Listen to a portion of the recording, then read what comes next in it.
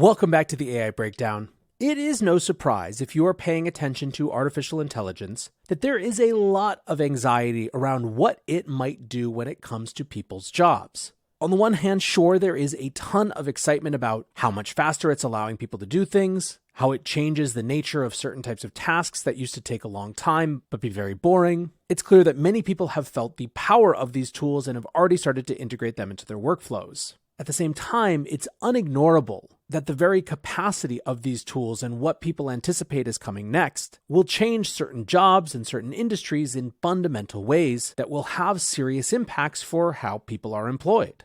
This week saw a couple different studies focused on exactly this set of questions. The first of those studies comes from the McKinsey Global Institute and was called Generative AI and the Future of Work in America. Now, if you just breeze through any amount of headline news today, you might have seen some headline like this one from the Washington Post. AI will take more jobs from women than men by 2030, report says. Or this one from Bloomberg. Women workers to be hurt more than men by AI wave, McKinsey says. So it's quite clear what part of the report the press is picking up on, but let's see if we can understand a little bit more comprehensively what McKinsey thinks might be coming down the pipe. First of all, they give a little bit of context. They write that during the pandemic between 2019 and 2020, the U.S. labor market saw 8.6 million occupational shifts. That was 50% more than the previous 3-year period. They said this involved people leaving food services, in-person sales, and office support for different occupations. And the reason it matters is that I think that it gives a little bit of context around the numbers that they suggest when they later on give a number for how many occupational shifts they anticipate from AI by 2030. It's worth noting, if you haven't followed it closely, that one of the more unique aspects of the challenging economic environment we've been in for the last couple years is that even as the Fed has raised rates aggressively, the fastest rate hiking cycle in 40 years or more, the labor market has remained incredibly tight. There just aren't enough workers to go around, and because of that, employers are hanging on to people even that they might have otherwise let go. The point being that this much occupational shift can have really, really big impacts on the economy. Now, when it comes to AI specifically, McKinsey says that by 2030, stuff that we do that accounts for about 30% of the time that Americans spend working could be automated by AI. In this, McKinsey sees a bifurcation. On the one hand, they anticipate office support, customer service, and food service employment being really hard hit by that automation, while when it comes to more high-earning, white-collar type jobs in areas of STEM, creative, business, and legal professions, they imagine it as more enhancing of that work rather than outright disrupting it. So when it comes to the fallout of that, they believe that 12 million occupational transitions may be needed by 2030. And challengingly, they're pointing out that a lot of that shrinking is going to come in the lower wage areas. They suggest that workers in lower wage jobs are up to 14 times more likely to need to change occupations than those in the highest wage jobs. And in order to do so, they're likely going to need additional skills. Women, they suggest, are 1.5 times more likely to need to move into new occupations than men. And that is, of course, the genesis of all those headlines that we mentioned just a moment ago. So what does McKinsey think will be resilient and growing occupations? Well, the factors driving these jobs they see as healthcare demand increasing as the population ages, the push towards digitization and technology, and finally, the demand for last-mile delivery. Because of that, they see occupations that will be resilient and growing in the coming years as things like health professionals, health aides, technicians and wellness, STEM professionals, transportation and warehousing, managers, and business and legal professionals. In 2022, they thought that just 36% of U.S. workers were in resilient and growing occupations. Now, they also went a little bit deeper into how much the rise of generative AI was reshaping what they had anticipated in terms of these overall trends. For example, they write, without generative AI, our research estimated automation could take over tasks accounting for 21.5% of the hours worked in the U.S. economy by 2030. With it, that share has now jumped to 29.5%. The big TLDR from McKinsey on this anxiety question comes when they write, one of the biggest questions of recent months is whether generative AI might wipe out our jobs. Our research does not lead us to that conclusion, although we cannot definitively rule out job losses, at least in the short term. Technological advances often cause disruption, but historically they eventually fuel economic and employment growth. But they say that isn't to underestimate the big challenges of these disruptions. People in the 2 lowest wage quintiles, i.e. people earning $38,200 a year or less, are up to 10 to 14 times more likely to need to change occupations by the end of this decade than the highest earners.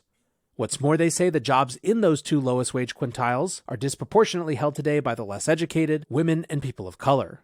Women, they say, are heavily represented in office support and customer service, which could shrink by about 3.7 million and 2.0 million jobs, respectively, by 2030. The extent that there's upside here, it's that if reskilling is done well, it could push more people up the economic ladder rather than down. They write, while our analysis shows a decrease of 1.1 million jobs in the 2 lowest wage quintiles by 2030, jobs in the highest wage quintile could grow sharply by 3.8 million. Helping workers in lower wage shrinking occupations move into better paying jobs with more stability will require widespread access to training programs, effective job matching, different hiring and training practices by employers, and better geographic mobility. However, they write, this period of change can be an opportunity for more inclusive growth. Now, the tone is a little similar to that taken by OpenAI's Sam Altman in a new interview with The Atlantic. Yahoo Finance pulled a section of that interview and turned it into a piece that said, ChatGPT creator says AI advocates are fooling themselves if they think the technology is only going to be good for workers. Altman said jobs are definitely going to go away. Now, as I mentioned at the beginning of this show, it wasn't just this McKinsey study, but a Pew Research survey that also came out that shed some light on which U.S. workers might be most exposed to AI on their jobs. The way Pew summed up their findings was, quote, about a fifth of all workers have high exposure jobs. Women, Asian, college-educated, and higher-paid workers are more exposed. But those in the most exposed industries are more likely to say AI will help more than hurt them personally.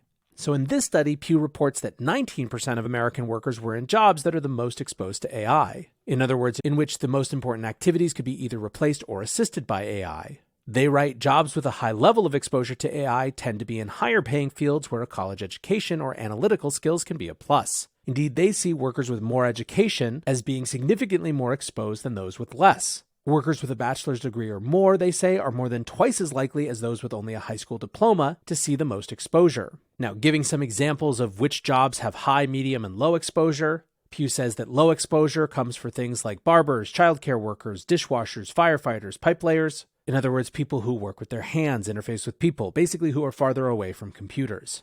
Medium exposure includes chief executives, veterinarians, interior designers, fundraisers, and sales managers. Again, a lot of heavy human touch and preference, a lot of real-world interaction. And then finally, those with high exposure include budget analysts, data entry keepers, tax preparers, technical writers, and web developers. Basically stuff that is close to, in some ways, just data processing. Now, the important thing here is that whereas McKinsey is taking a perspective that sort of exposure doesn't necessarily lead to AI job loss for those who are exposed, for Pew, it's less clear. Will exposure to AI lead to job losses, they ask? The answer to this is unclear.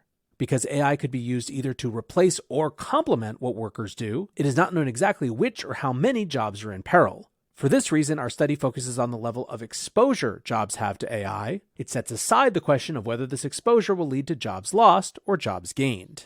I think that this is a really, really difficult question. This one of whether exposure to AI means jobs are likely to be lost. For me right now, I'm skeptical of anyone arguing with confidence one way or another. I think it's enormously difficult to know how actual workflows are going to change based on technology. I will say it seems highly unlikely to me that there will be no impact at all, and that it will just be a productivity panacea where all the white-collar workers are in exactly the same roles as they are now. In fact, one of the things that you hear most often, that you're not going to be replaced by AI, but that you're going to be replaced by someone who is using AI, sounds to me, unfortunately, like a catchy LinkedIn-ready aphorism that is much more about making us feel safe than is about actual analysis of the situation. It will come as no surprise, given what I spend my days on, that I think that the best thing that anyone can do is try to understand what's changing and get out ahead of actually using these tools. If you are this deep in this episode, you're probably right there with me, so I appreciate you hanging out and going on this journey together. Thanks for being a part of the AI Breakdown community, and until next time, peace.